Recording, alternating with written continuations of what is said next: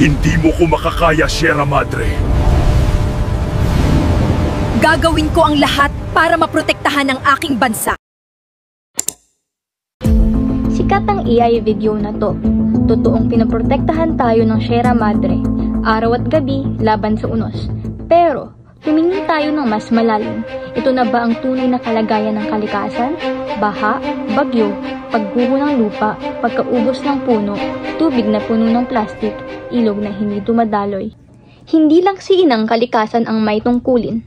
Tayo rin. Tayo ang may pananagutan. Tayo ang dahilan. At tayong dapat maging solusyon. Yakapin ang oras ng agarang pagkilos. Magtanim, maglinis, magbawas ng basura. Protektahan ang kabundukan, ibalik ang respeto sa kalikasan. Tayo'y magtaya, tingnan, angkinin, yakapin, aksyon.